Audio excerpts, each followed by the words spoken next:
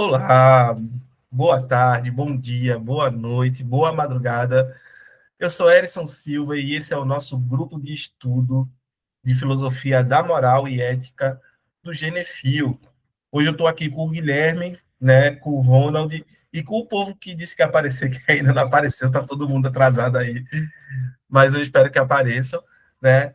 Temos hoje uma programação distinta e especial, né, que é o Guilherme apresentando aqui o primeiro capítulo da sua dissertação, né, tem um título de Orientação e Agência, Deliberação e Modelo, é no campo de metaética, né? E só aqui para constar, o Guilherme ele é integrante do nosso grupo, né?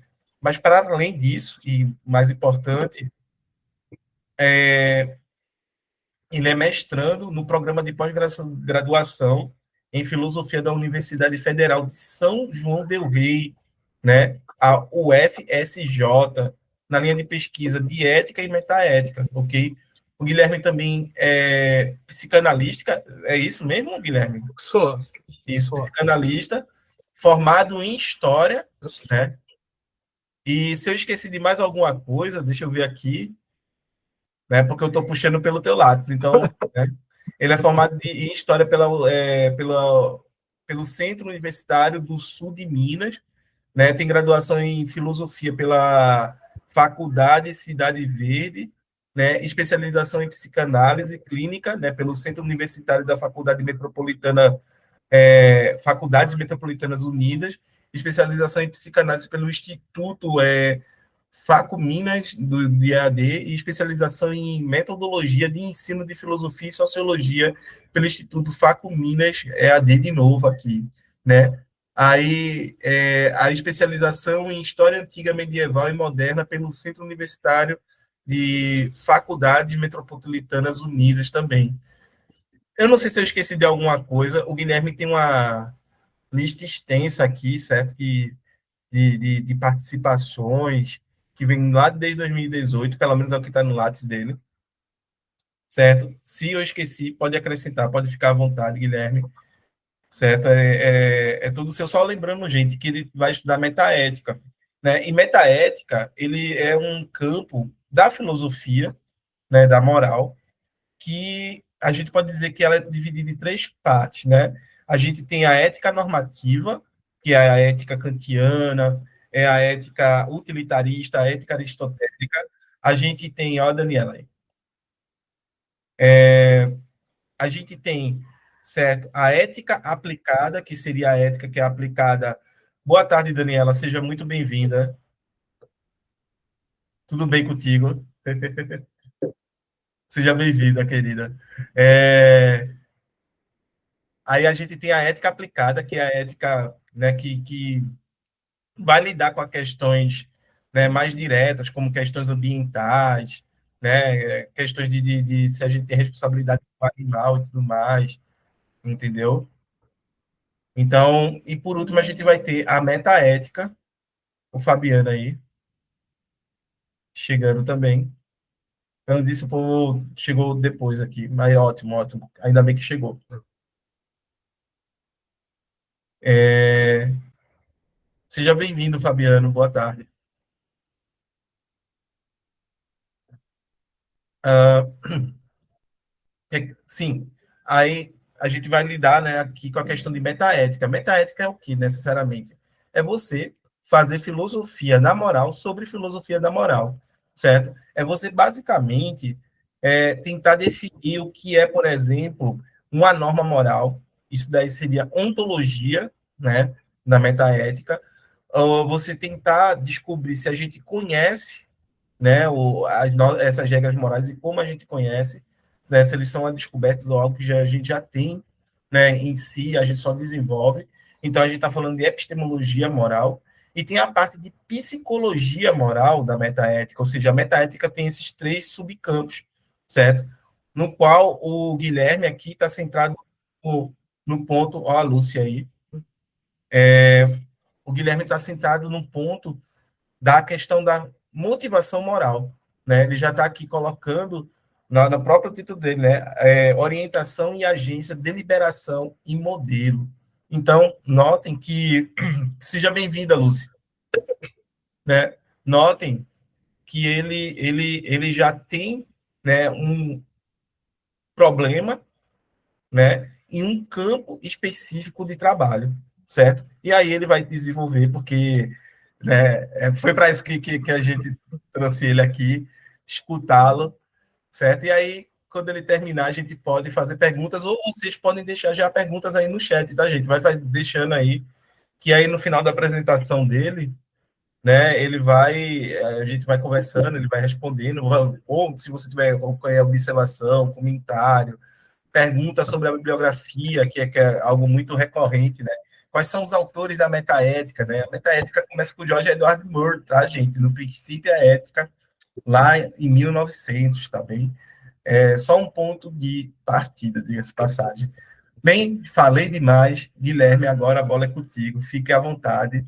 Povo, fique à vontade aí para fazer perguntas, já deixar no chat, deixar anotadinho aí, que assim que o Guilherme encerrar, a gente, né, vai dialogar com ele. Então, pessoal, boa tarde. Só uma observação. Eu tenho uma metodologia, né, pelo menos quanto professor, que eu não gosto de falar sozinho. Eu acho interessante. Então, assim, se tiver perguntas, alguma coisa, já pode interromper, que aí a gente vai conversando. Não é um lugar onde eu estou num local de saber. É um lugar onde que eu compartilho a minha ignorância com vocês. Então, assim, pode fazer perguntas à vontade. Só um detalhe, assim, porque eu não pensei que ele iria ler o meu Lattes, eu passei porque ele tinha me pedido algumas informações. A minha formação inicial é História, tá? Só que o meu curso de História, ele teve uma abordagem diferente. Então, eu fiz muitas disciplinas de filosofia. Eu fiz 7 disciplinas de filosofia ao longo do meu curso de História.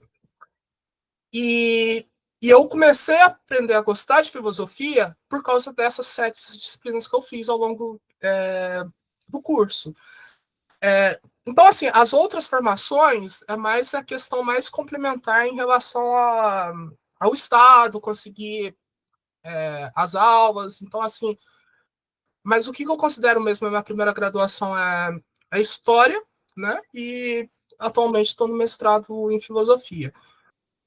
Ah, Sobre a temática, né, eu acho importante ressaltar aqui, né, que inicialmente não era o meu projeto inicial, né?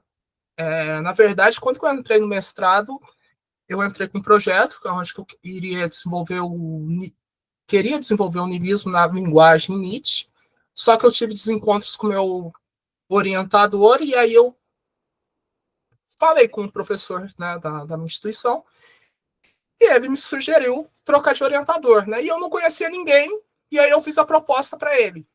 Eu apresentei esse trabalho aqui da sua disciplina, você aceita me orientar? E ele aceitou, e assim, não era um tema que eu dominava. Então, assim, foi uma construção bem complexa, né? Mas espero, de alguma forma, trazer alguma contribuição, né? E que seja significativo para vocês de algum modo. Então, vamos lá, né? Eu acho que a primeira distinção interessante da gente pensar é como que a gente se orienta, né? Como que a gente toma as nossas decisões, como que a gente acha um norte, né, para fazer as coisas. Se a gente pegar, por exemplo, os animais, esse norte deles vai ser o instinto, o impulso, né? Então, até mesmo que vai determinar para onde que eles devem ir, o que eles devem fazer. Só que o Nietzsche ele salienta, né, na primeira fase dele ainda, que a gente não é só um ser de impulsos, né? Nós, seres humanos, dentro, né, da natureza, a gente é uma espécie muito sem privilégios. A gente não tem força, a gente não tem garras, a gente não tem nada. O que garante a sobrevivência para nós é o intelecto. né, a capacidade de se comunicar de forma eficiente, né, com os demais e estabelecer comunicações, né, e pensar nas coisas. Então, a gente, por mais que a gente ainda possui esses instintos do mundo animal, a gente tem a capacidade de pensar, refletir e conceituar a realidade. E não só conceituar, mas comunicar esses conceitos com outros indivíduos, certo? Mas ainda assim, tá, a gente tem a capacidade de pensar e a gente tem instintos. Como que a gente estabelece um norte? Como que a gente estabelece o que a gente deve ou não fazer, né? E aí é nesse ponto, né, que o Nietzsche ele vai falar assim, bom, a gente tem instintos e a gente tem o pensamento consciente. A gente não tem uma determinação específica, a gente não tem um norte específico. A gente somos seres indeterminados, porque a gente não age necessariamente pelos impulsos e a gente tem a consciência, né, capaz de nos orientar, mas não é um fator determinante. Tá fazendo sentido para vocês até o momento? Tem alguma dúvida até nesse ponto? Não precisa ficar ouvindo, não. Se tiver, pode falar, tá? Não, tá perfeito até então, né? Porque o Nietzsche ele faz sim essa colocação que diante dos demais, né, animais que existem na natureza, né, cada um parece que já vem equipado biologicamente com alguns instrumentos que vão permitir ele sobreviver mediante a selvageria, né, mediante todos os perigos, né, que está ali posto para ele na natureza. E enquanto nós, seres humanos, não viemos equipados com nada disso, mas a gente vem equipado com né, a capacidade de comunicação que permite a gente se organizar e, por assim dizer, né, como é que eu posso dizer? Cooperar um com o outro. Né? O ponto é todo esse. Né? Seres humanos acabam meio que sobrevivendo por conta que acabam cooperando, né, na medida em que vivem em grupo, adquire conhecimento acerca do ambiente, né, e esse conhecimento é compartilhado e passado, né, e aprimorado, diga-se de passagem, de geração a geração. Né? Então, é a questão do ser humano não ser um animal que se adapta ao ambiente, mas pelo contrário, ele transforma o ambiente de modo a esse ambiente atender às suas necessidades. Né? Daí a gente criar, né, cidades completas, com casas, com né, vias, né, com água encanada e tudo mais. Entendeu? A gente transforma o ambiente. Os outros animais eles só se adaptam a ele.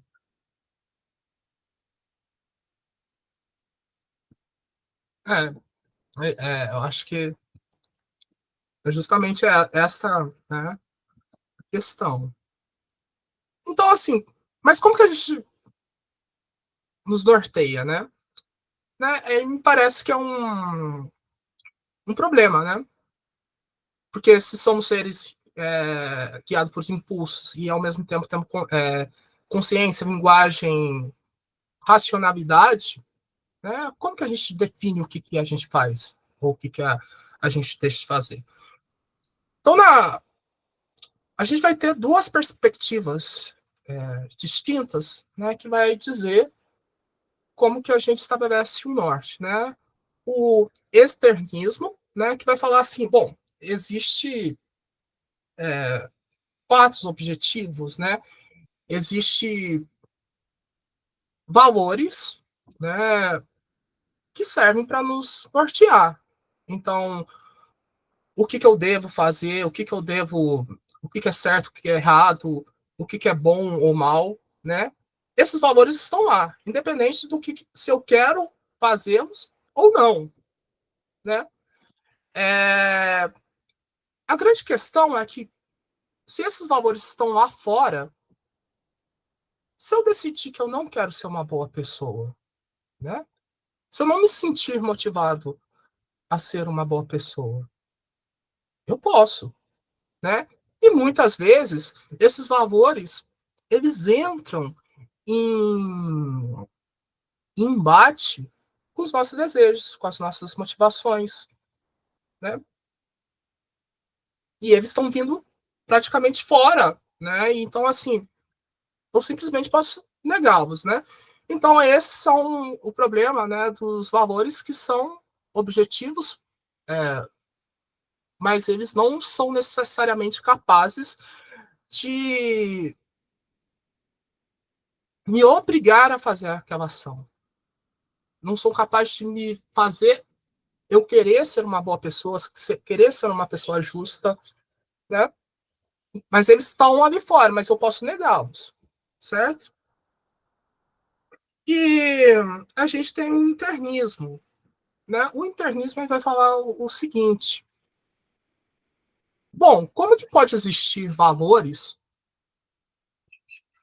fora, né?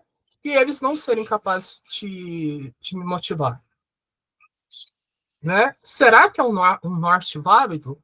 Então eu vou agir contra meus próprios desejos, contra minha própria psicologia, contra as minhas próprias crenças, para seguir esses valores, né? Então a gente tem uma problemática, né?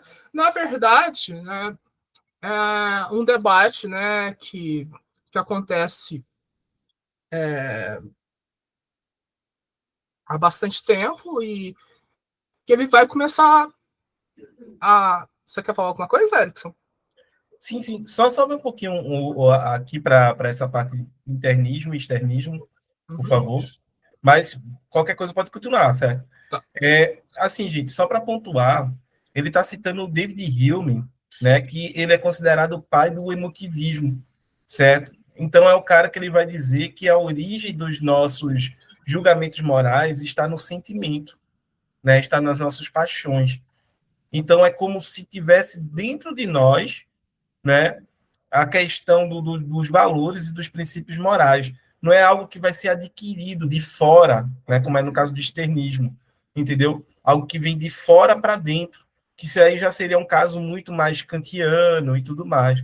Porque, mesmo sendo princípios gerados pela razão, que a razão, através do seu exercício, acaba, né, alcançando esses princípios como um imperativo categórico, não é algo que a gente tem dentro da gente. A gente tem da gente a razão, e a razão é a via para chegar a eles, né?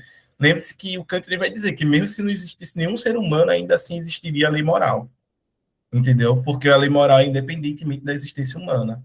Então, isso daqui marca, obviamente, essa questão de que o que determina a gente do ponto de vista moral são fatores externos ou são fatores internos, né? Em qual medida a gente pode se sentir motivado a agir? Porque esse é o grande problema, né? Eu posso ter total consciência, né, do que é correto a fazer e ainda assim não sentir nenhuma vontade de fazê-lo. Entendeu? Isso é uma discussão que, por exemplo, Sócrates ele não consegue tocar lá no Platão, né? Porque para Sócrates, uma vez que a gente entenda o que é o bom do ponto de vista moral, uma vez que a gente entenda o que é a justiça, a gente só vai escolher o bom e o justo, porque é o melhor, a melhor escolha. Então, Sócrates ele não concebe que o problema da moralidade vai além disso daí, além de saber o que é bom e o que é justo do ponto de vista moral, né? Ele simplesmente diz, não é impossível que um ser humano que saiba, né, que conhece, né, a bondade e a justiça, escolha agir fora dessa possibilidade da bondade e da justiça. Mas aí, como o Guilherme colocou, por que eu quero agir? Por que eu quero agir de forma justa e boa? Certo? Ah, o correto moral é o imperativo categórico, certo? E o que me faz querer agir né, em conformidade com esse, né, pelo imperativo categórico, entendeu? Pelo dever. O que me faz querer isso? Esse é um grande problema, porque nós somos seres humanos, então a gente precisa de motivação. Mais do que tudo, mais do que boas razões, bons motivos, a gente precisa se sentir motivado a agir de determinada forma, certo? E isso tudo está nessa relação entre o que está dentro de nós, e o que está fora de nós, né? Entre o que é externo, né, e o que é interno, ok? E também gera uma problemática, né? Só complementando, né? Porque se eu sou levado pelos meus desejos, minhas paixões, né? Dentro da meu próprio querer, eu perco esse norte, né? O que seria esse norte? Eu perco esse critério normativo. Quando que eu falo critério normativo, entende-se que é uma lei que todos os outros agentes eles precisam compartilhar, que é válida para todos. Então, se eu simplesmente rejeito alguma, alguma reivindicação normativa, só porque eu não me sinto motivado a realizá-la, né? Eu passo a tornar essas normativas, né? É, como que eu posso dizer? Individuais. Né? Então, assim, eu posso fazer aquilo que eu me sinto motivado a fazer. Então, por exemplo, se numa manhã de segunda-feira eu não me sinto motivado a levantar para ir dar aula para os meus alunos, posso fazer. Não tem nada que me impeça e me obrigue a ir lá. E eu vou estar agindo em conformidade com uma lei interna, né, que eu basicamente me comprometi. Então, assim, não seria uma questão, não seria uma problemática para mim. Talvez seria uma problemática para os outros, mas não para mim, né? Porque eu estou agindo conforme a minha vontade. Em contrapartida, por exemplo, uma ética kantiana, ele vai falar assim: não, você tem o dever e você tem que agir independente se você queira, né? Ou não. Tem o dever lá e você tem que estar disposto a cumpri-lo, né? Então, a gente passa de um norte, né? Que é fora, mas serve para todos, né? E tem um norte interno que só serve para mim, né? Só serve para as minhas motivações. E isso gera uma problemática, né? Que ao mesmo tempo você consegue justificar, né, o IS, né? Mas fala assim, não, faz sentido essa questão eu seguir as minhas próprias motivações. Eu só agir se eu me sentir motivado.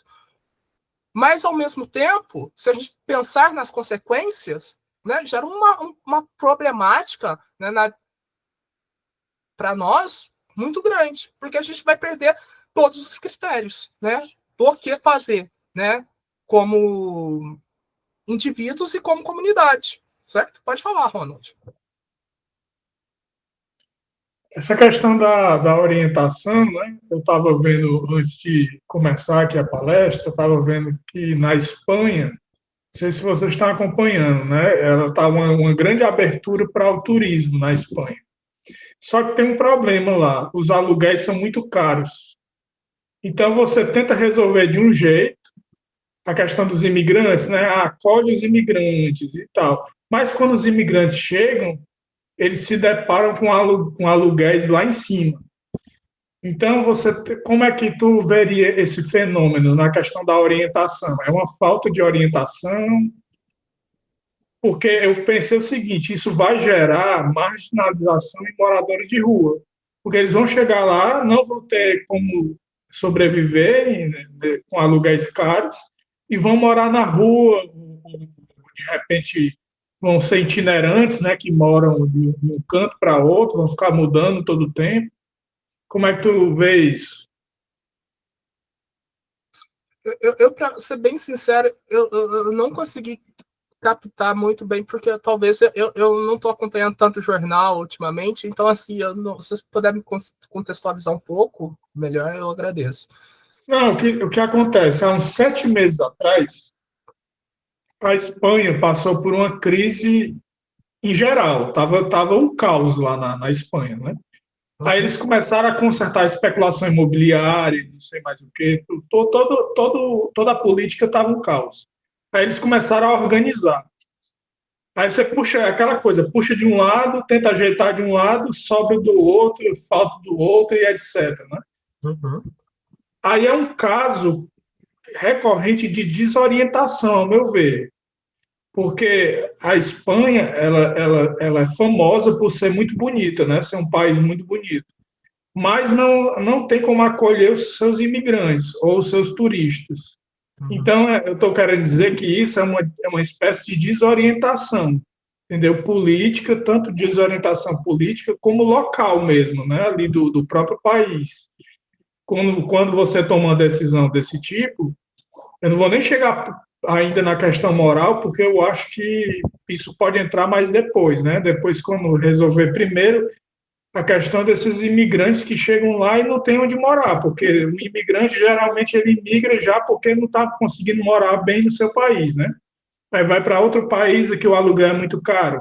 Ou então, no caso, tudo bem, tem um turista lá de classe alta que consegue pagar um aluguel ou uma hospedagem cara, aí beleza.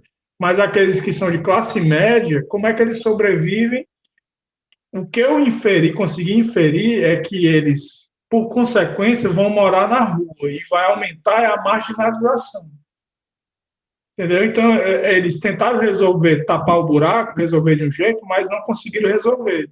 Então, eu considero isso uma questão territorial, de desorientação territorial, entendeu?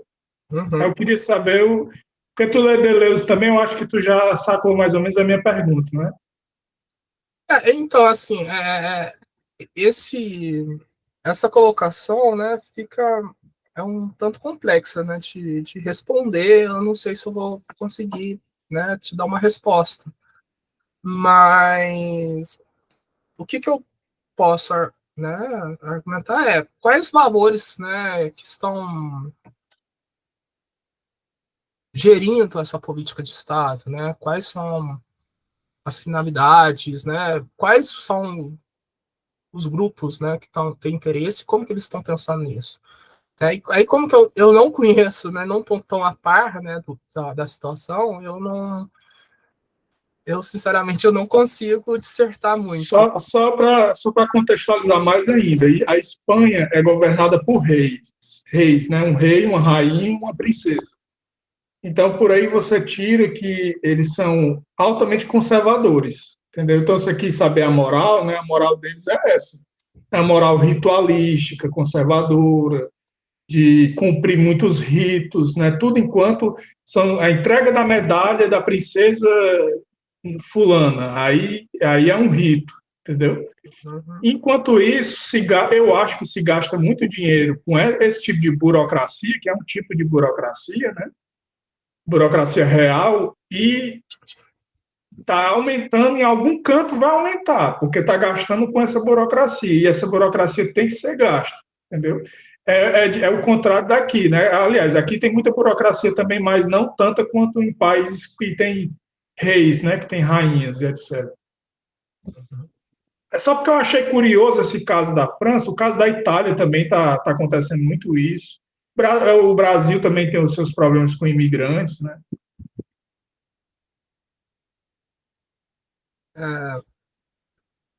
Então, assim, eu acho que eu não vou conseguir mesmo, assim, eu desconheço mesmo a questão. E aí, só para dar continuidade, então, assim, o Bernard Williams, né, ele vai pensar o seguinte, né? Então, eu apresento os dois modelos, e vai pensar o seguinte: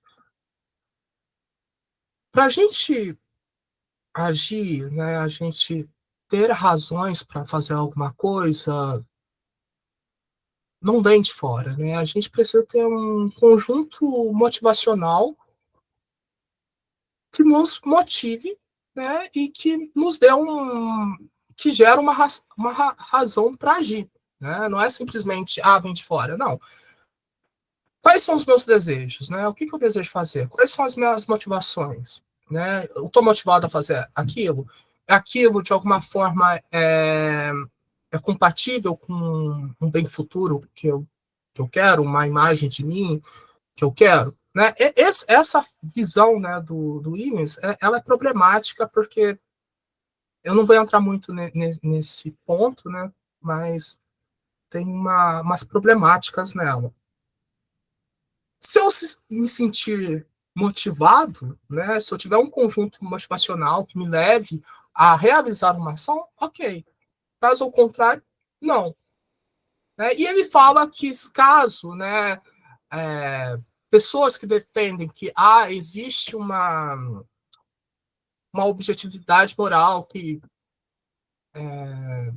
fora do agente, né, ele está falando que está pensando a partir de agentes idealizados, né, e que é um blefe, que não tem, né, essa questão de algo fora que o agente precisa agir daquela forma. Se o agente age conforme uma normativa externa a ele, mesmo ele não estando motivado, o Williams vai falar assim, peraí, né? Será que esse agente pensou mesmo? Será que esse agente tem consciência daquilo que ele está fazendo? A gente pode considerar esta ação uma ação racional? Ou será que ele apenas está seguindo alguma coisa de forma irracional? Porque é certo, né? E, de uma certa forma, faz sentido, porque grande parte das nossas ações, né, a gente segue porque falam pra gente que é certo, né? Desde pequeno, né? Então, às vezes, a gente tem motivações, desejo de fazer alguma coisa, mas a sociedade, família, vai falar assim, não, isso daí não é certo, né? Os valores cristãos, né? Isso daí não é certo. Você não pode fazer isso, né? Mas por que eu não posso, né? Ou por que eu devo fazer isso, né? E se eu não faço esse exercício reflexivo, né, questionando isto, questionando meus desejos e a norma externa, né, talvez eu esteja agindo de forma irracional, sem pensar de fato na minha ação. O problema da abordagem de Williams é que a moralidade ela começa a ser algo, eu já disse isso, né? Algo muito da psicologia do próprio agente, né? Dos estados motivacionais, né? E ela pode sofrer variações, né? E essa é uma problemática, né? Na minha dissertação, eu utilizo um exemplo, né? Eu posso estar extremamente motivado a fazer exercícios físicos, socializar com pessoas e fazer uma dieta num dia. Mas no outro dia eu posso simplesmente acordar e falar assim, não quero fazer dieta e não quero fazer exercícios físicos. Isto pode gerar uma oscilação. Eu não necessariamente vou ter um norte ali. Eu vou ter oscilações de sentimentos, de motivações. Então, isso gera uma problemática, porque não necessariamente eu vou me comprometer com uma ação, né? Apesar, né, que o Williams ele vai falar que eu tenho que levar em consideração conjuntos de bens, né, futuro, né, ter essa ótica, né, do que eu quero ser. É problemático porque, ainda assim, o elemento normativo da ação, né, se a gente pode conceituar assim, vai ser meus desejos. Né? Então, por mais que eu tenha alguma visão do que eu quero ser, isso pode mudar em um determinado momento. Então, por exemplo, eu estou aqui, eu estou escrevendo a minha dissertação de mestrado. De repente, eu falo assim, pô, isso daqui não é para mim, né? Eu posso simplesmente desistir. E no outro dia eu falo assim, não, vou continuar escrevendo. Isso vai gerar uma oscilação psicológica, né? Essa oscilação psicológica vai gerar uma indeterminação. Eu não vou saber o que eu estou fazendo, né? Eu não vou saber o que eu faço. Né? E eu acho que a grande pergunta é o que eu faço? Né? O que eu devo fazer? E quanto que a gente não tem critérios para determinar isto, é muito difícil de saber como agir. Né? Eu acho que a grande pergunta da ética é isso. O que devo fazer e como devo agir? Se eu não tenho critérios objetivos para delimitar isto, fica confuso.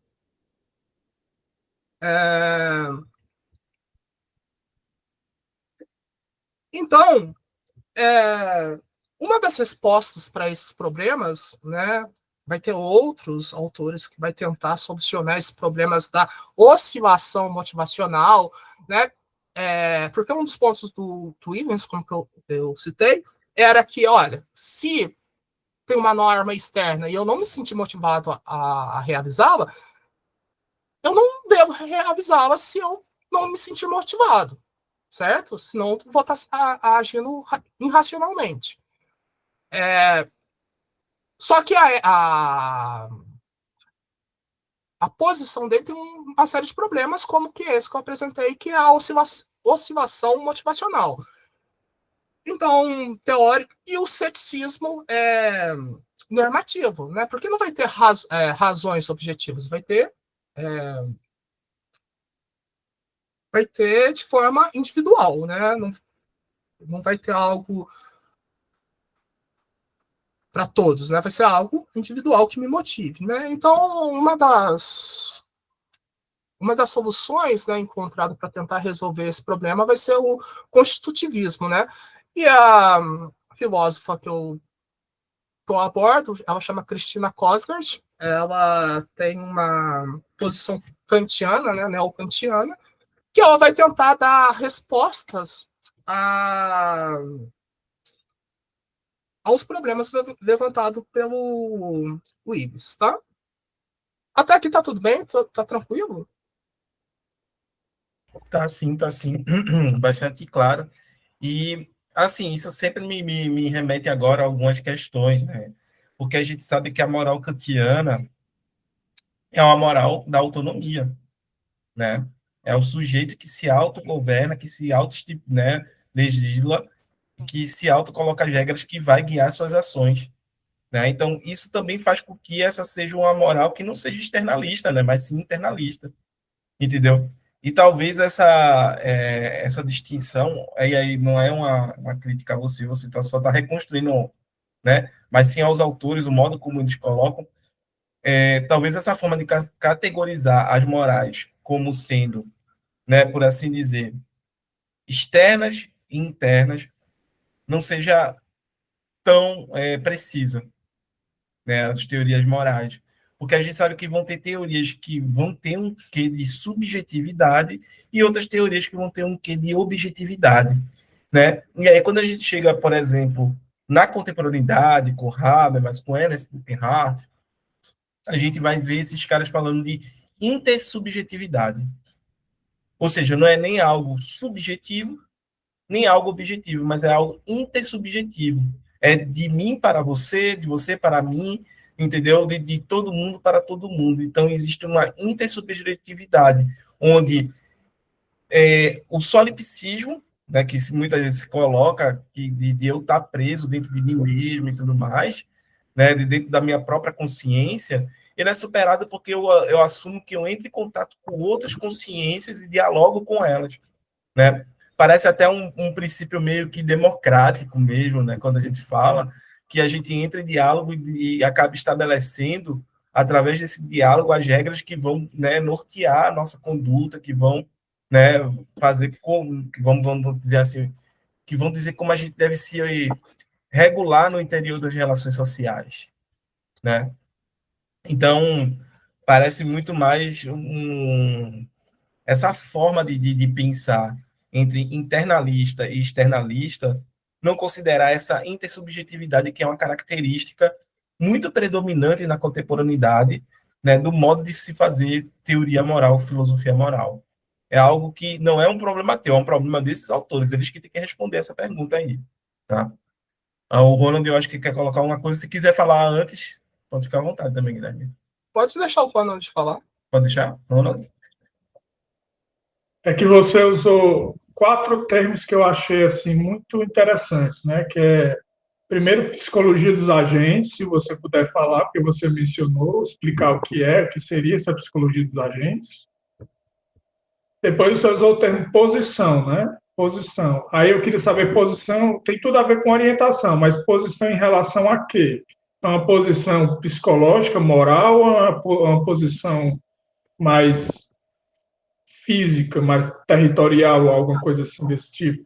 Se você o conceito de posição, se você conseguir contextualizar como que eu utilizei, porque assim, eu falo e eu esqueço. Não lembro mais.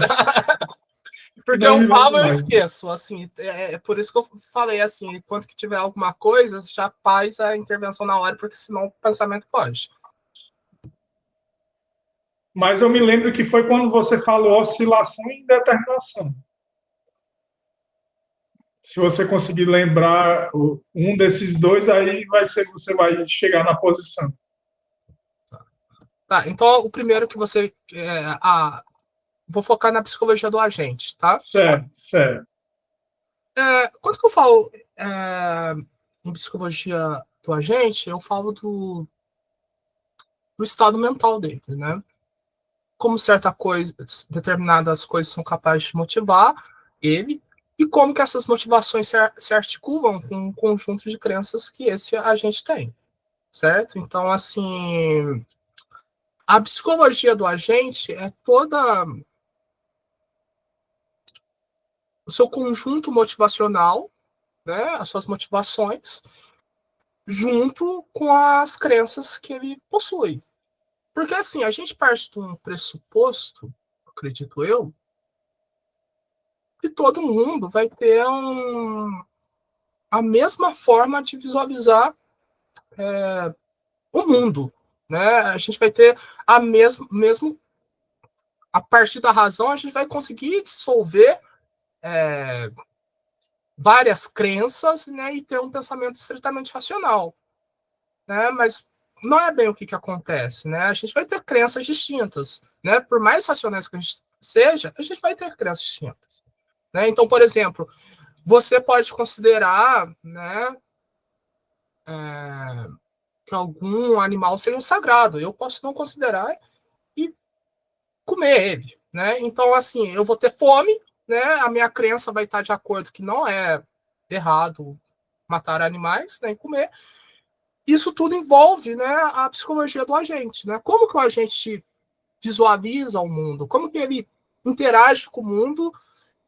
E como que ele tem desejos, sentimentos, e como que isso interfere na sua visão. Faz sentido para você, Ronald? Ou foi muito confuso? Senão eu reformulo o pensamento. Não, faz sentido sim. Agora deu para entender, porque eu estava pensando que você estava levando, quando você fala psicologia, mas você estava levando para o lado moral, porque crença pode ser tanto moral como psicológica, né? Aí, no caso, você está focando na psicologia dos agentes, é a crença psicológica, a crença mental, né? Que eu tenho, ou é a crença moral também?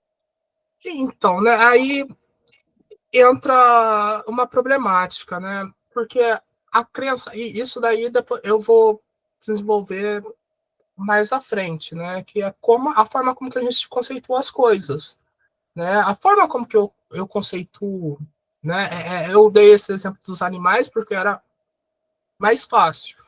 Mas a forma como que eu conceituo o mundo, eu estabeleço um regime de crenças, vamos dizer assim, que interfere também nas minhas motivações, certo? Bom, eu posso situar dois exemplos, né?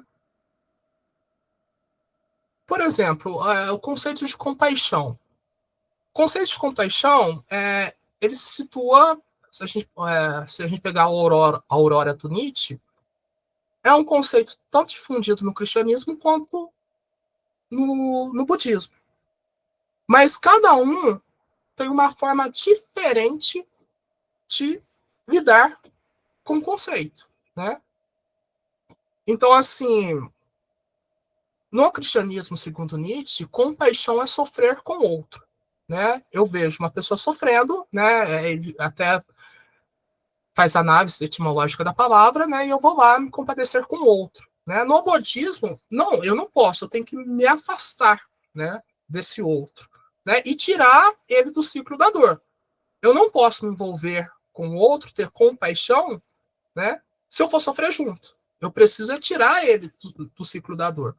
Né? Então, perceba, a forma como conceitua a palavra é diferente. Né? O regime de crenças contido na palavra é diferente. Né? E que faz que a gente tenha motivações distintas, né, ao sentir compaixão. Né? Enquanto que você vai lá, a pessoa está triste, você vai lá, vai sofrer junto com ela, e eu posso simplesmente falar assim, não, eu não vou lá. O que eu posso fazer para ajudar essa pessoa? O que eu posso fazer para tirar essa pessoa desse sofrimento, né? Então é nesse sentido que eu falo de crenças. Faz sentido para você? Ficou claro ou está confuso?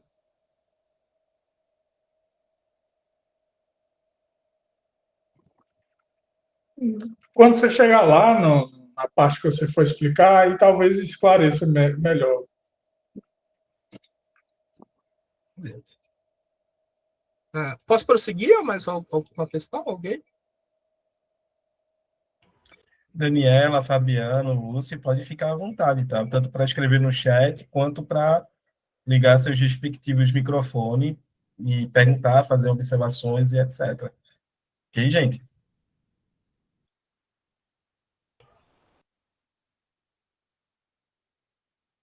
Bom, então, vou dar prosseguimento, tá? Então, a Cosgard, ela vai tentar responder uma série de questões, né, a partir de uma posição constitutivista.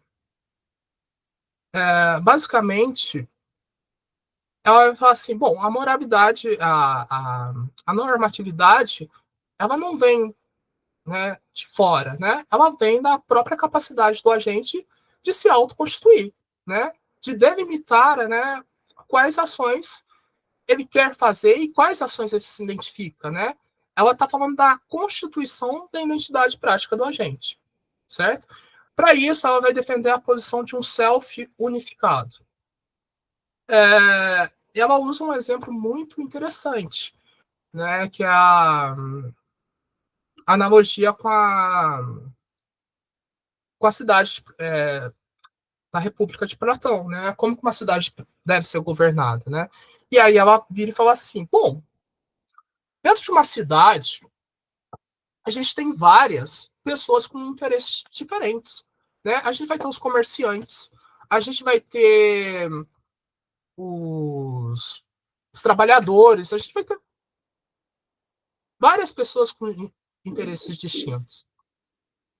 E, evidentemente, que isso vai gerar um conflito, né? Cabe, né, os governantes, né, no caso, a razão, delimitar o que é melhor, né? Qual, para que a cidade se mantenha justa e unificada, que ela não caia numa guerra civil. A Cosgard ela vai estar argumentando justamente que dentro de nós há desejos, né, totalmente distintos, diferentes, que pode gerar contradição em nós, né? Uma guerra civil interna que tira a capacidade do agente se unificar. Então, a racionalidade, a razão, ela serve para, primeiramente, o agente se unificar e estabelecer uma identidade para si mesmo, né? E constituir o seu self. Então, ela vai utilizar até mesmo os conceitos kantianos, né? O imperativo hipotético, né? Do agente pensar, né? Aquilo, né? Que ele, os fins que ele busca para si mesmo, né? Como alcançar esses fins, né? A prudência, né? Porque ele não pode sair agindo, ele precisa garantir que as suas ações esteja articulada com a própria identidade que ele atribui a si mesmo, né? A sua própria identidade, né? Para que não haja comprometimento.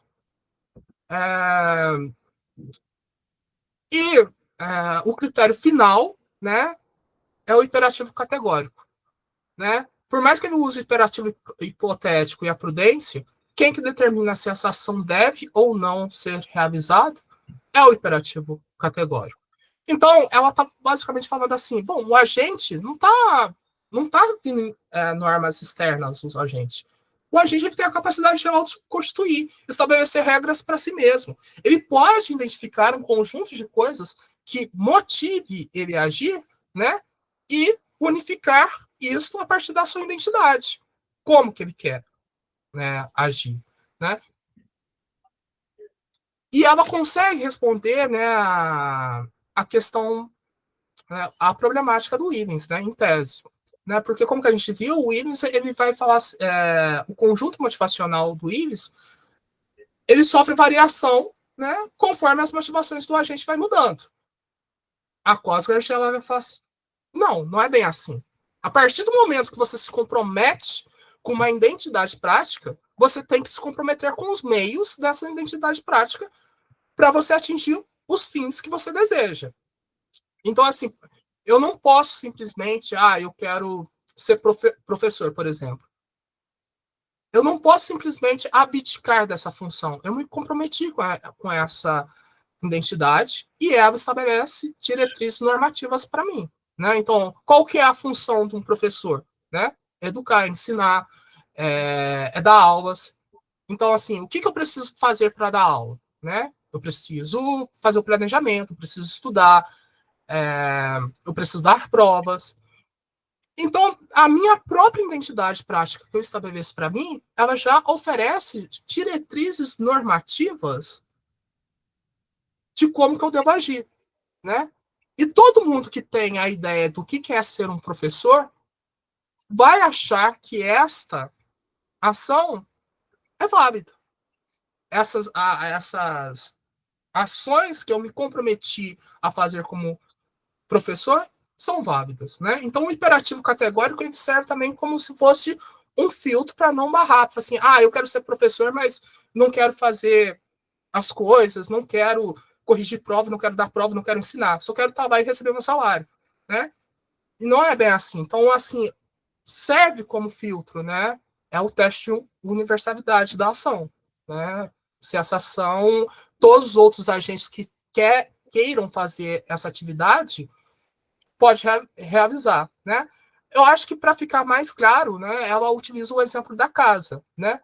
Todo mundo que se compromete a fazer uma casa ou queira fazer uma casa, ela precisa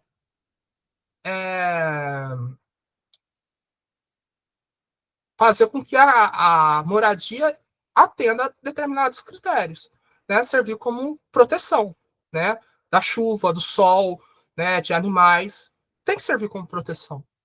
A partir do momento que a casa não serve para isto, ela não é uma casa, né? Então eu não consegui efetuar uma casa com sucesso, né?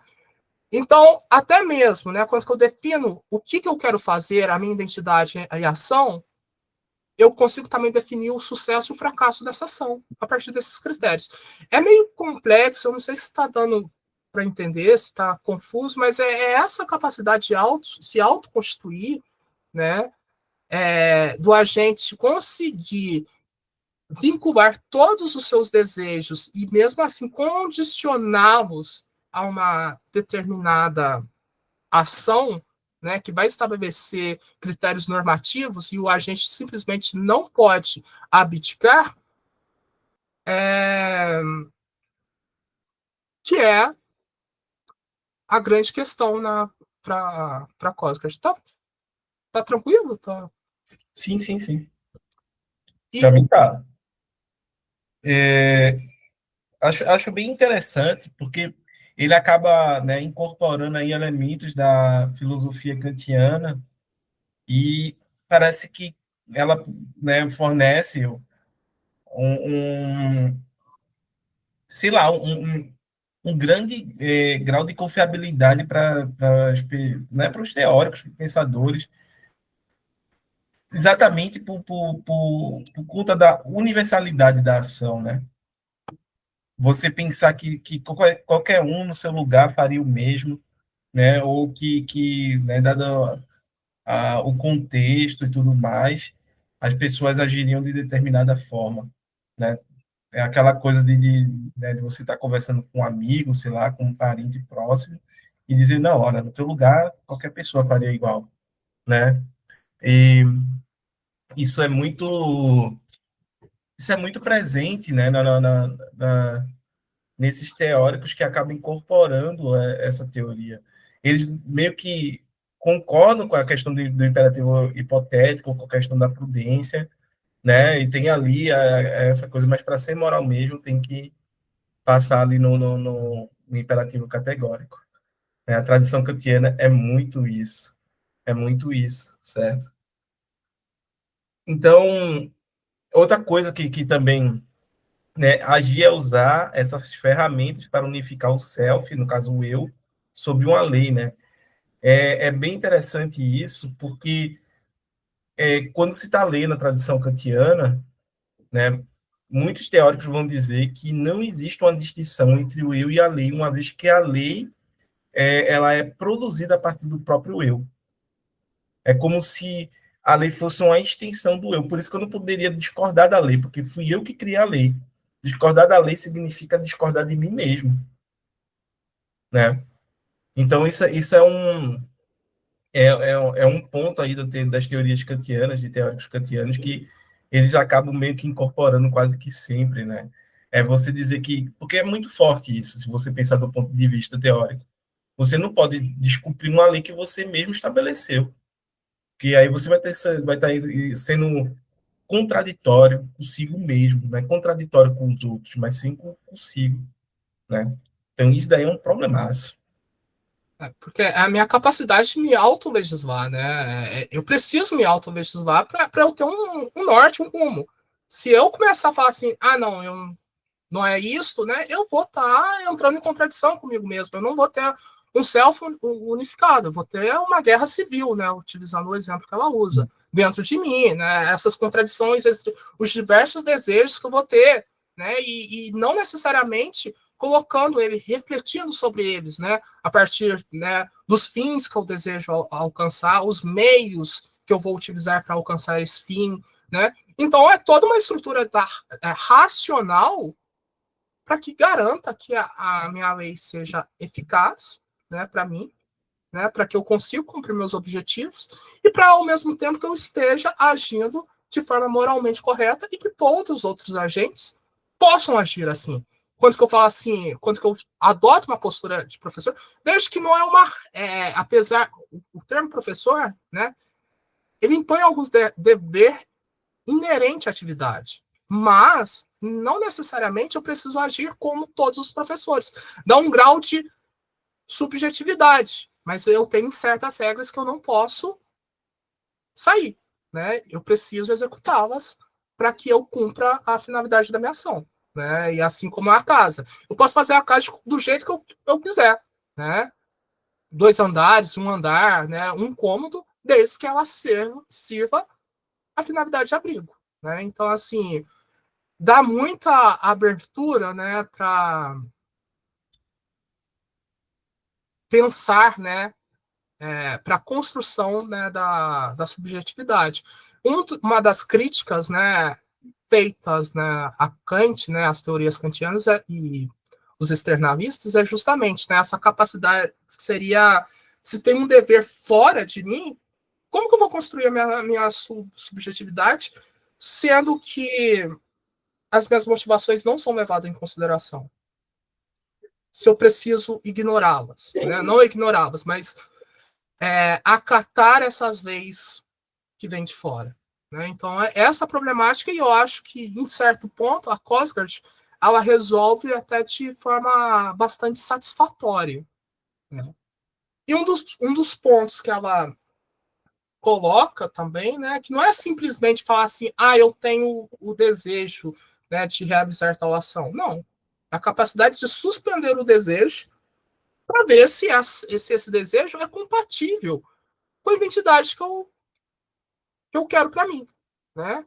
Eu analisar esse desejo, essas motivações e verificar, é compatível com a minha identidade? É compatível com os fins que eu quero para mim? Se não for, eu não posso, né, acatar, né? Então, essa capacidade de suspender e analisar o desejo de forma racional e se é compatível com as leis que eu mesmo formulei para mim, tá? Que vai nortear a, a minha ação. É Tá? bem interessante porque você coloca em suspender, você fala em suspender o desejo, mas não em suprimir. Uhum. Entendeu? E simplesmente não. Né? É aquela coisa, será que isso daqui é viável, não é viável? Entendeu? Eu posso parar e ponderar, né? Eu posso parar e analisar se isso daí, né, do ponto de vista moral, seria válido ou não, entendeu? Isso é muito interessante. Então, eu estou suspendendo o desejo, eu não estou suprimindo.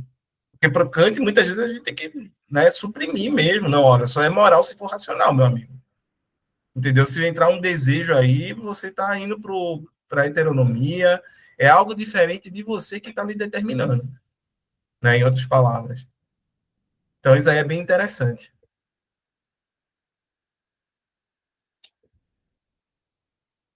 Aqui, como que é esse daqui?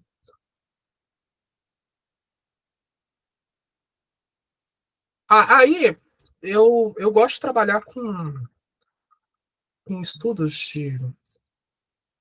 Eu chamo de desafios, né? Até que ponto, né, essas teorias elas conseguem resolver os desafios, né? Nossa, se a gente pegar e pensar assim, eu vou pensar a partir dessas teorias, né? Então, na minha dissertação, eu uso um caso hipotético, né? Dois casos hipotéticos aqui nesse caso, né? Para testar tanto as teorias da Cosgard e tanto a do Ibis. Então, por exemplo, se eu tenho, hipoteticamente, um agente que chama Augusto, e esse agente, né, ele tem, ele tem dois desejos, né, ou assim, duas identidades, né, que é compatível com ele, né, a identidade de professor e a identidade de pesquisador, né, e ele precisa escolher uma delas para ver qual, escolher uma delas, certo? Dentro da teoria do Willis, né, se um agente, né, como bem já havia situado, essa escolha ela não tem critérios normativos, né? O agente não vai ter que sustentá-la de forma efetiva, né? Ela vai sofrer variações conforme a motivação. Ela não vai ser uma lei interna para ele, né? A Cosgard vai falar assim, bom, se ele escolhe uma dessas opções, isto já vai ser uma lei interna para o agente, né? O agente analisou, identificou, né, quais dessas identidades práticas era melhor para ele na conjuntura que ele analisou e escolheu determinada identidade.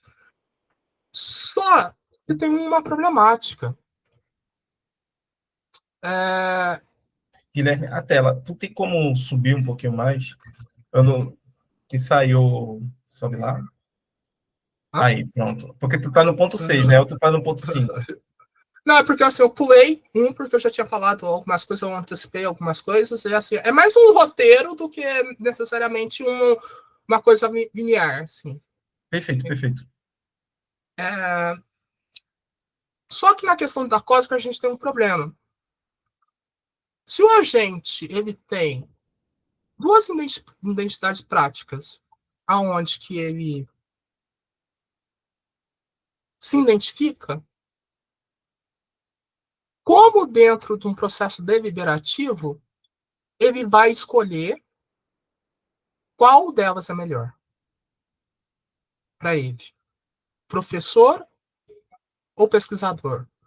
A Cosgrave, ela fala assim, um agente racional, ele não pode escolher a partir da motivação que é mais forte. Ele tem que escolher a partir de critérios racionais, né, que possibilite, né, ele definir como agir. Mas a motivação mais forte não é necessariamente o melhor critério. Ela não deve ser levada em conta. Ela deve passar por essa filtragem, por essa suspensão. Mas se ela não me dar critérios para eu estabelecer qual identidade eu quero, se as duas são universalmente compatíveis, o agente ele tem a inclinação natural e os desejos deles, independente se ele quer ser professor, ele vai ser um ótimo professor, e se ele quiser ser um pesquisador, ele vai ser um ótimo pesquisador, e gera um empate, como que esse agente desempata isso? Como que ele decide?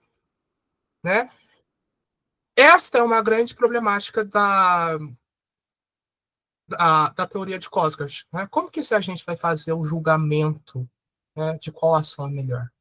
Ela não estabelece esses critérios quanto que a identidade, as duas identidades práticas, elas são válidas de forma universal. Só vou pegar o café aqui e tomar uma água. Perfeito. Também estou fazendo isso já atualmente.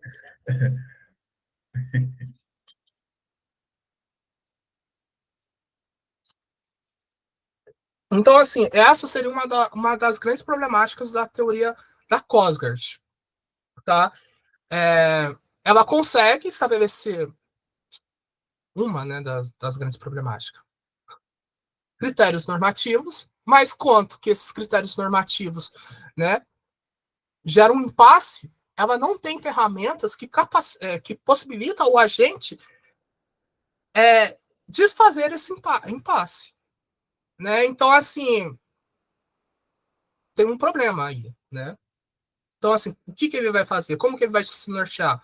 Ele não pode se nortear pela motivação mais forte. Então, como que ele vai fazer? Né? Então, essa é uma problemática séria na teoria da Kosgert.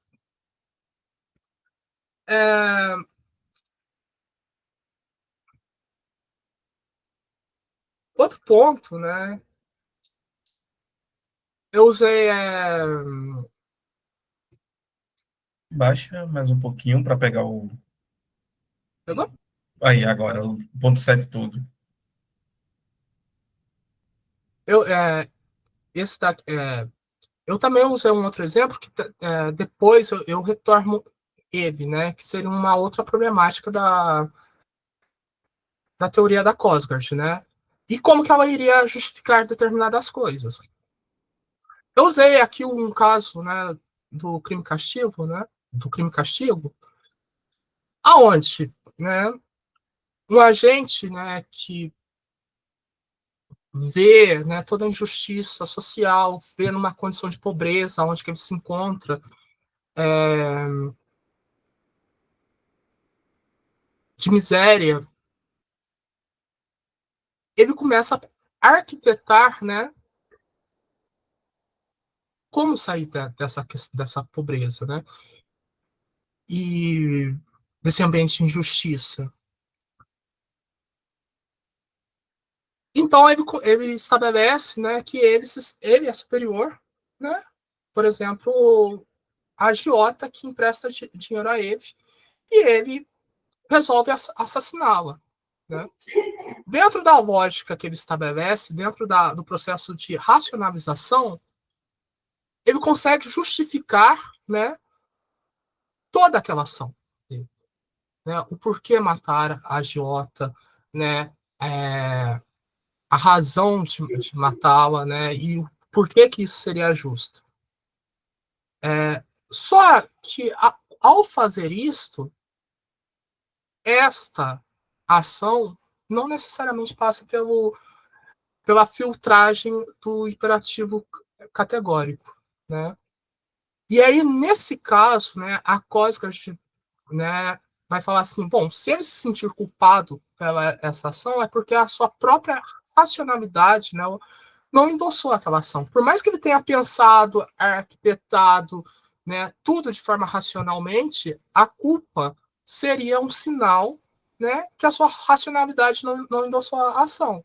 Né? Então, o agente e a ação dele não foi com um agente unificado, né? Onde que todos os seus desejos, né, a prudência, né, foi levado em consideração.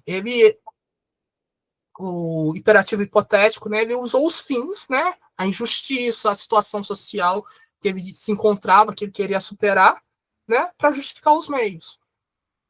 Então, a ação dele, por mais que ele consiga articular de forma racional que era certa, a sua racionalidade, de fato, não endossou aquela ação.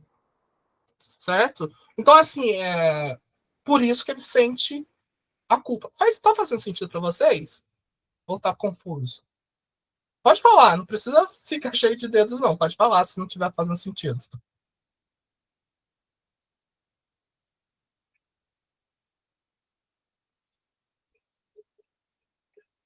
É porque é uma nova forma de explicar a culpa, né? É uma nova forma, uma outra forma de se explicar culpado. Né? Dizer que, tipo, a culpa surge porque a ação não unificou a gente, né? Foi uma racionalização, não deliberação genuína. A razão foi usada para disfarçar a desunião interna, né? Aí o resultado é a desintegração do self, porque existe uma separação do sujeito, né, daquela ação ali, ou seja, o sujeito ele não se reconhece naquela ação, e daí ele se sente culpado, né? É uma boa forma aí de explicar a culpa. Uma outra forma, diga-se de passagem, porque, né, esse sentimento de culpa é algo que muitos pensadores abordam na filosofia moral, e eles chegam até a dizer que, olha, a diferença da gente para né, para psicopatas e tudo mais, né, pessoas que têm algum distúrbio do ponto de vista biológico, né, uma construção ali, é exatamente a nossa capacidade de sentir culpa, né, diante de determinadas ações, né? E os psicopatas, por exemplo, eles não sentiriam culpa, né, por ter cometido determinado crime e tudo mais. Então isso é bem interessante, e mais interessante ainda é usar o exemplo do crime e castigo, né, porque o cara ele se vê, né, superior ao agiota lá que emprestava dinheiro a ele, do ponto de vista moral, em caráter, em outras palavras, né, como se o cara fosse uma barata, sei lá, alguma coisa assim, Um bem, piolho. né, um piolho, é esse o ponto, né, é um piolho que tá ali, né, parasitando ele e tudo mais, e Ele aí, justifica tudo racionalmente, né? Então, assim, ele consegue estabelecer o porquê que ele deve matar um piolho, né? É racional, assim, em tese, seria uma justificativa racional, mas não aceita pela racionalidade. e isso daí é bem, né, mas, enfim, achei bem interessante. É uma outra forma de explicar a culpa. Você pode dizer, olha, tem uma explicação aqui alternativa, né, para a culpa, e é bem interessante aqui, porque a culpa ela é um sentimento moral, é um sentimento de desaprovação consigo mesmo, né? Uhum. Tá ali próximo à vergonha, né? Tá próximo do lado da vergonha. Não é vergonha, vergonha é algo diferente de culpa, diga-se de passagem. Ronald, Eu acho que eu estou começando a entender o teu trabalho, cara. Porque tu tá falando todo o tempo dos agentes, não é isso? Uhum. E tu deu o exemplo, né? Voltando um pouquinho para trás, tu deu o exemplo de uma pessoa que está em conflito entre uma profissão e outra, né? Uhum. Agora, se esse conflito for entre outras pessoas, por exemplo, você tem várias identidades numa cidade ou num bairro, alguma coisa assim. Você tem culturas diferentes. Como é que tu acha que isso se resolveria, né? O cara que quer ser pedreiro não é o cara que quer ser padeiro e assim por diante. Você tem a diversidade, né? Esses agentes, eles cooperam entre si ou eles se excluem? Como é? Então, né, se você tiver utilizando, né, a racionalidade, né, de forma efetiva, utilizando o imperativo hipotético, a prudência, né, o imperativo categórico, esses agentes eles vão cooperar entre si, né? A barreira cultural não vai ser um empecilho, né? Porque assim é a margem, né, da construção da subjetividade que eu acredito que a Cosgard dá.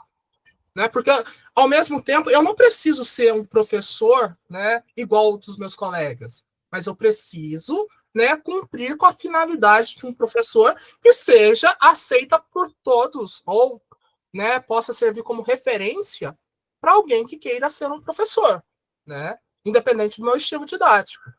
Né? Uma pessoa que resolva ser um padeiro, né, ela não precisa necessariamente ser um padeiro como todos os outros padeiros. Ela pode construir, né, a sua identidade como padeiro, desde que ela cumpra a finalidade como padeiro que a identidade de padeiro dê a ela. Então, assim, não vejo um grande empecilho às diversidades culturais, né? Porque se cumprir determinadas regras, imperativo hipotético, prudência, imperativo categórico, né? Todas as ações, elas vão estar sendo regidas pela racionalidade. Então, assim, que todos os agentes vão estar, de alguma forma, né, dando uma aprovação, porque a própria racionalidade endossa aquela ação. Né? E a gente somos seres racionais e a gente compartilha, em tese, a mesma, né, racionalidade, mas de formas diferentes. Né? A estrutura, voltou ao exemplo da casa, né? A ideia que eu tenho de casa não necessariamente vai ser a mesma ideia que você tem. Mas a finalidade da casa vai ser servir como abrigo. Então, independente de como que você faça, independente da arquitetura que você usa, a finalidade da casa vai ser a mesma. Faz sentido para você, Ronald? Eu consegui responder essa pergunta? Faz sim, agora só problematiza mais se a gente levar esses agentes para a política. Como é que esses agentes se cooperam, se são de partidos diferentes, está entendendo? Quando você vai complexificando a sociedade, aí você vê que se esses agentes funcionam sempre ou se vai ter um momento que vai entrar em contradição um com o outro. Eu acho que nessa parte o Erickson com Habermas pode dar mais auxílio do que eu. Né? O Habermas, ele tenta lidar com essas questões aí, apelando para a racionalidade e razoabilidade das pessoas, né? E aí vai ter a questão de ter né, a situação ideal das pessoas ali discutirem, né? E os critérios que são racionais para isso. No entanto, não é garantia de que os sujeitos virão se entender, né? Esse é o grande problema, né? Parece que, tipo, se todo mundo, né, vai considerar as questões, os problemas, a partir de uma perspectiva racional, a gente tende a chegar, né, a uma solução comum para todo mundo, né, um acordo, etc. E não é garantido isso. Muitas vezes a racionalidade ela pode intensificar, né, essa distinção, como posso dizer, não é convergente, é contrário de convergente,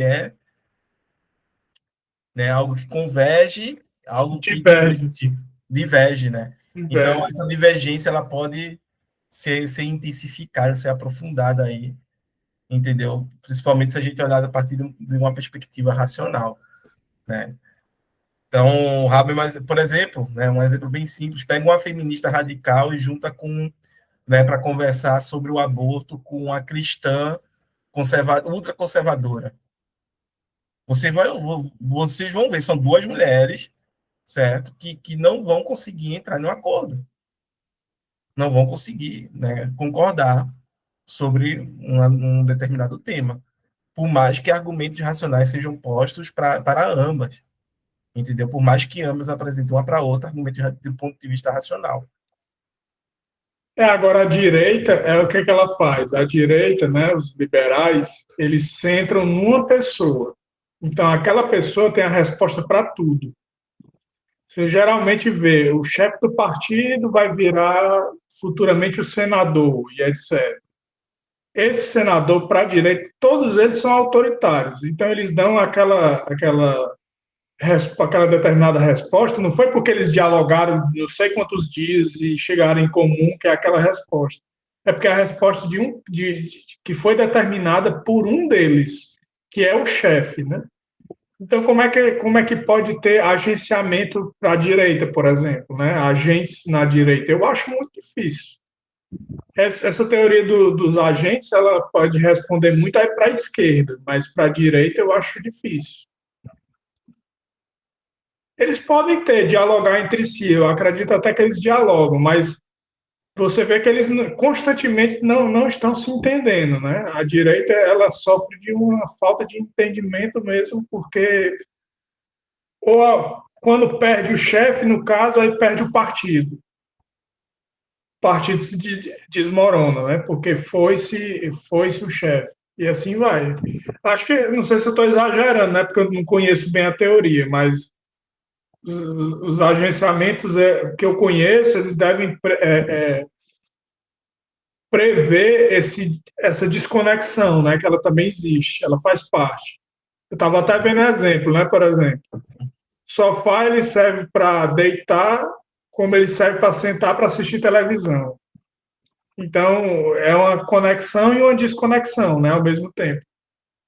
Ele serve para múltiplas coisas. Então, as coisas, elas não são assim, sempre conectando uma na outra, né? Os agentes se conectando uns com os outros, como se tudo fosse uma harmonia, né? Pelo contrário, a maioria das coisas são desconectadas mesmo. E é difícil você juntar, principalmente quando envolve ideias diferentes, convicções diferentes e tudo. Você pode até fazer isso a nível mais simples, da camada mais simples da população. Mas a nível, quando as pessoas vão se formando, né, vão tendo mais abertura para o conhecimento, aí isso se complica de uma forma que não tem nem como controlar, né? É como eu vejo, mas como eu disse, eu não conheço bem a teoria. Estou conhecendo agora porque você está expondo. Essa parte que você citou, né, do sofá, né, eu confesso que foi uma das coisas que me gerou muito incômodo na teoria da Cosgard, porque é um excesso de formalismo. E o exemplo da casa é um exemplo que ninguém vai discordar que a casa serve como abrigo. Né? Então, assim, eu acho que é muito difícil você falar assim, não, a casa não serve como abrigo e a finalidade da casa não serve como abrigo. Né? Então, assim, todo mundo que vai construir uma casa, a finalidade da ação vai ser que ela sirva de abrigo. Mas quando que você pega outras coisas mais complexas, talvez as finalidades mudam, né? De acordo com como que você estabelece uma relação conceitual com aquela coisa. Né? Então, assim, uma das problemáticas que você bem situou é o excesso de formalismo na teoria da Cosgard, né? E que gera um problema teórico. O Erickson, você parecia que queria falar? Não, tô de boa, tô de boa. Eu só estava lendo aqui né, a virada crítica, o mito da suspeição, né, que é a crítica do Nietzsche, né? É, porque, Acho que porque assim, na visão do Nietzsche, né, porque a teoria da Cosgard, né, do agente unificado, ela só se sustenta porque a gente tem a capacidade de suspender os nossos desejos, analisar, ver se ele é compatível com a nossa identidade prática ou não, né, com o que a gente quer ser. Caso não seja compatível, né, a gente descarta, né, porque a gente tem o dever de seguir as regras que a gente nos impõe, né.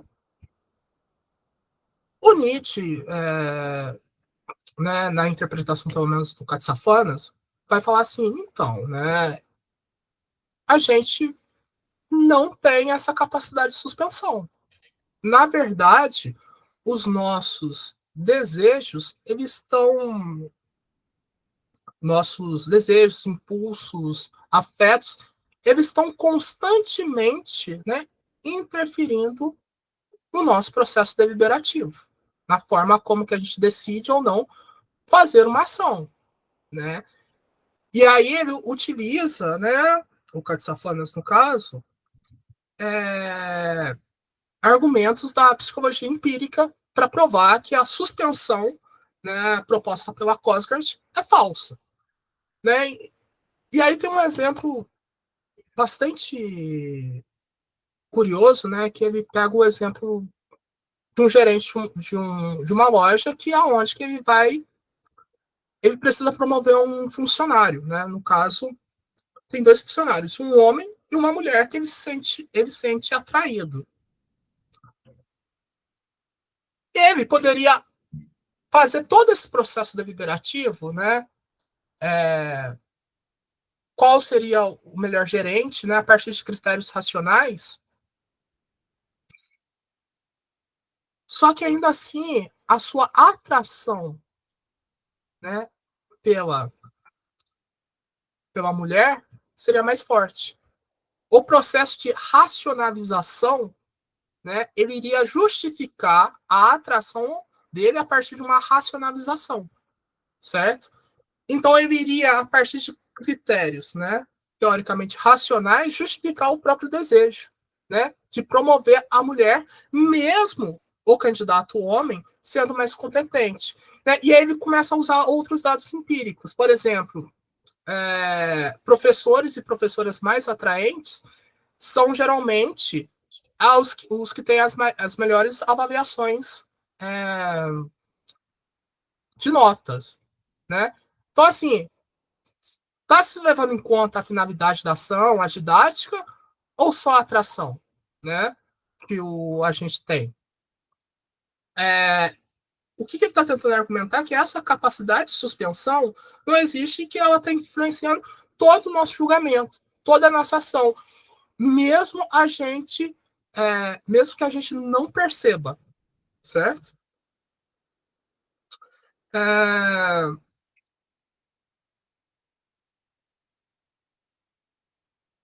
Então aqui aí o Katsafanes vai abordar o seguinte, que a gente tem 2 modelos de consciência, né? Porque dentro da história da filosofia, né, pelo menos em algumas linhas mais racionalistas, vai pensar que a consciência ela tem capacidade de analisar todos os sentimentos, né? De olhar, analisá-los, entendê-los, né? E o Katsafanes vai falar assim que não, né? Que esses sentimentos, na verdade, é só uma ponta. Essa processo de consciência é só uma ponta nossa. Que existe vários processos que acontecem em nós sem que a consciência tenha o conhecimento. Certo? Então ele usa a teoria do dual processamento, né? Como se o cérebro tivesse 2 compartimentos, o rápido e o lento, né? O rápido seria as nossas percepções,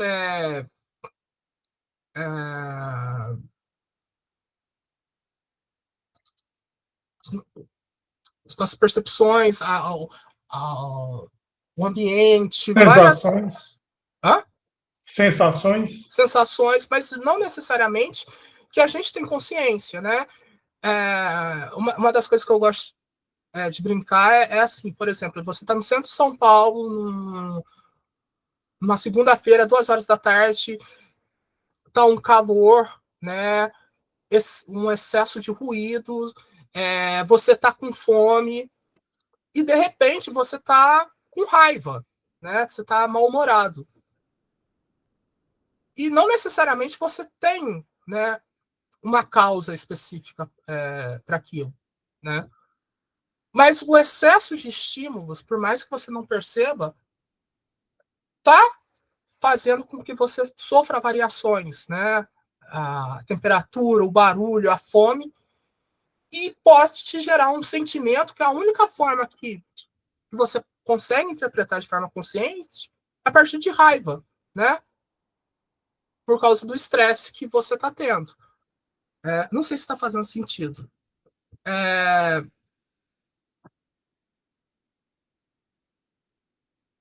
Então, assim, o que eu estou querendo dizer é que há 2 tipos de processamento, né? O perceptivo do ambiente, que não necessariamente está sendo consciente, e o lento, que é o conceitual. né? Eu só vou conseguir, algo só vai chegar em mim de forma consciente se eu tiver como conceituar isso, se eu tiver uma palavra para denominar aquilo. Caso eu não tenha uma palavra ou não conseguir alojar esses conjuntos, né, de sensações que eu estou sentindo em uma palavra, né, ela não vai ser um processo consciente, tá? E aí ele usa a psicologia empírica para fundamentar, né? Então, basicamente, né, a lógica é o seguinte, né? Enquanto que a gente, durante um certo ponto da história da filosofia, a gente colocou a consciência, o pensamento consciente, como se fosse a peça principal da ação, né? Eu preciso ter consciência do que eu vou fazer ou não, né? Como que eu me sinto, analisar meus desejos. Isso não se demonstra de forma adequada na realidade. Então aí eu uso uma seguinte analogia, né? É como se a filosofia tivesse falado assim, bom, no xadrez, a peça mais importante é o rei. Mas se você for analisar dentro do xadrez, o rei é a peça que garante, né, que você ganhe ou perda o jogo. Só que o rei é a peça que você menos movimenta, que você menos faz mobilização. O jogo começa sem o rei se movimentar. O rei vai ser uma das últimas peças a fazer alguma movimentação no xadrez. Quanto que eu falo que, nesse caso, a consciência seria esse rei. A gente colocou muito valor na consciência, mas ela, basicamente, ela não se move. Por isso que o Nietzsche, não é que ela não se move, mas é que ela não tem o valor que historicamente foi dado a ela. Por isso que, em muitos casos, o Nietzsche vai falar assim que a consciência é algo supérfluo, né? Porque, assim, ela tem esse valor todo que a filosofia delegou a ela? Ou será que não? Na percepção, né, se a gente tá jogando xadrez, a gente vai observar que as principais peças sempre vai ser as torres, os cavalos, a rainha, elas que vão trazer a movimentação, que vai fazer o jogo acontecer, e não o rei, né? Então, que seriam os impulsos, os afetos, os desejos, né? Pessoal, já está quase na hora, falta quase 4 minutos, então, assim, eu prolonguei um pouco, eu acho que... Mas se você quiser fazer uma conclusão, falta muito ainda? Falta quantos pontos ainda? Não, eu acho que, assim, no geral, eu acho que vai abrir um espaço para caso alguém queira falar alguma coisa e... Só me diz, a gente já vai, né, tem 3 minutos. Bem, eu não sei se a Lúcia, a Daniela querem colocar alguma coisa, o Ronald também. Eu tenho visto de um modo bem interessante, tá, o que tu está fazendo, mas é porque também tá lidando diretamente com a questão da consciência, né? Que querendo ou não, sempre tem em mente a questão do sujeito. E esse sujeito, né, aparenta para mim que ele é autoconsciente, ele é consciente das coisas que estão fora dele e ele também tem consciência de si mesmo. Só que essa consciência, ela não é total, entendeu? Porque como já se coloca ali, né? Existe impulsos, tu colocou, eu acho que foi aqui no Nietzsche, no próprio Nietzsche, né? A consciência é superfície, né? A casualidade motora é profunda, né? Então, tipo, existem impulsos que vêm da nossa parte inconsciente, né? Do qual a gente não se dá conta de forma imediata, só depois, né? Através de mediações, de análise, etc., que você acaba conscientizando essas partes. Né? E aí aquela coisa, em que medida isso daí poderia impossibilitar o agente de ser um agente moral, né? Porque você pode até fazer o correto, mas se você não tiver consciência de que aquilo que você está fazendo é correto, você não pode dizer que aquela ação foi moral, entende? Então, parece que o agente ele tem que ter um grau de consciência, né, de conhecimento, além da própria motivação para poder agir, entendeu? Eu concordo com aquele ponto que foi a crítica lá ao Bernard Williams, né, que você colocou, que foi bem interessante de dizer que, olha, ok, né, uma razão, um motivo para agir, ele tem que estar, né, conectado com os sentimentos, né? Se não tiver conectado com os nossos sentimentos, com as nossas emoções, a gente não vai ter vontade de agir. Mas aí a gente também não pode dizer que, tipo, eu só vou fazer o correto quando eu tiver vontade.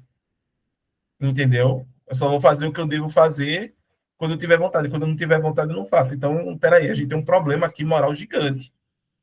Entendeu? Se muitas vezes as pessoas fizessem aquilo que elas, né, não têm vontade ou têm vontade de fazer, deixando, né, a perder de vista o que é correto a se fazer, a gente viveria num mundo completamente caótico, né, diga-se passagem, onde a maior parte das pessoas não cumpre com seus compromissos, por assim dizer, né, não cumpre com suas obrigações. Então, a gente tem que parar para analisar, principalmente essas características que compõem esse sujeito, que eu acho que você tem feito isso de uma forma bem interessante por toda a tua, né, a tua construção teórica até aqui, entendeu? Essa consciência desse sujeito, né, ela é limitada. Agora, até onde ela é limitada? Né? A linha que delimita, né? O que é consciente para ele, o que é inconsciente, né? E mais do que isso, qual é a linha que delimita uma ação moral de uma ação não moral? Ou até mesmo uma ação que possa vir a ter aparência de moralidade, mas não é moral, porque, na verdade, ele nem tinha consciência de que estava agindo corretamente. Então, como é que a gente faz para delimitar? Como é que a gente faz para traçar isso daí? Entendeu? É uma questão que talvez a banca possa vir colocar para ti e que talvez tu tenha que refletir um pouquinho. Mas, assim, tá muito bom, eu tô achando muito interessante, certo? E eu acredito que assim, a banca vai aprovar facilmente essa dissertação aí, cara. Porque, assim, só para complementar, é porque eu saí de critérios normativos, né, e estou fazendo uma análise descritiva, né, agora. O ponto é que o modelo, né, de consciência ou de agência proposto ao longo da história da filosofia sobre a ótica do Nietzsche e de Castafanas, ela não se sustenta. A gente precisa repensar o nosso modelo de agência. A forma como que você coloca, como que eu vou saber se eu estou fazendo se é certo, se eu não tenho plena consciência? A grande questão é que eu nunca vou ter plena consciência, né, porque os meus afetos eles sempre vai estar colorindo as minhas ações. Vai sempre alterando as minhas percepções. Então, não dá esse modelo de agência, ele não se sustenta de forma empírica, né? Filosoficamente, pode até se sustentar, mas sobre a análise da psicologia, ela, ela cai, sabe? Então, é basicamente um dos pontos que eu estou tentando colocar. Não sei se faz sentido. Faz bastante. Ronald? Essa questão aí da consciência, não só a consciência, mas eu acho principal a autoconsciência, né? Porque digamos que você não consiga chegar nessa consciência plena que você tem sobre... Porque realmente é um problema isso, né? Como é que você tem consciência de ações morais, né? Mas, digamos, se você já tiver autoconsciência, para mim já é muita coisa, né? É só esse detalhe mesmo que eu queria dizer. A grande questão é que a gente não vai ter autoconsciência porque, né, vai ter mecanismos operando, né, como se fosse de plano de fundo. Né? Então, por mais que a gente tente ter autoconsciência, né, a gente não vai ter acesso a esses mecanismos de plano de fundos que não chegou necessariamente à consciência. O que vai chegar vai ser sempre um recorte na nossa consciência, mas nunca o todo, né? O que ocasionou. Como que eu havia dito anteriormente, a gente só pode pensar em algo se tiver um conceito, e um conceito vai ser sempre um recorte de algo. Assim, não sei se faz sentido, mas é basicamente isso. Perfeito. Pessoas ficam à vontade de fazer perguntas, tá? Fazer colocações aqui. Ainda temos um pouquinho de tempo, dá para a gente, né, dialogar um pouco com o Guilherme aí. Só uma coisa, porque nesse que não vai dar tempo, a questão da culpa. Eu reinterpreto a questão da culpa a partir do Nietzsche e do Katsafana, porque anteriormente na Kosgard eu tinha falado assim, bom, a gente vai sentir culpa porque a racionalidade não endossou, né? Mas a grande questão é que o modelo de agência que ela descreve não é funcional. Na perspectiva, se a gente fosse analisar o caso na perspectiva do Nietzsche e do Katsafana, possivelmente a culpa não iria ser gerada pela razão, ou porque a racionalidade não endossou aquela justificativa. Seria levada por um aspecto perceptivo e afetivo que o agente não suporta. Então, por exemplo, se ele mata a agiota e se sente culpado,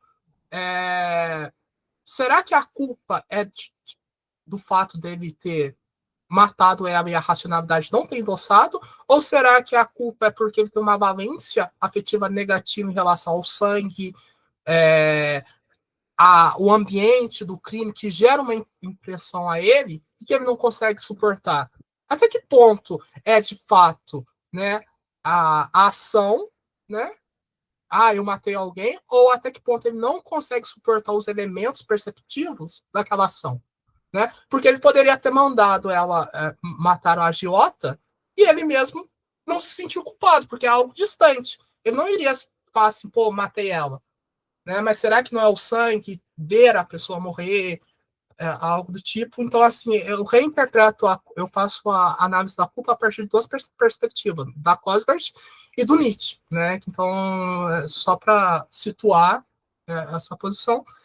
E tinha os elementos, como que a gente formou os conceitos, assim, mas a parte mais chatinha, né? E como que os conceitos ele encobrem a nossa visão, né, das coisas.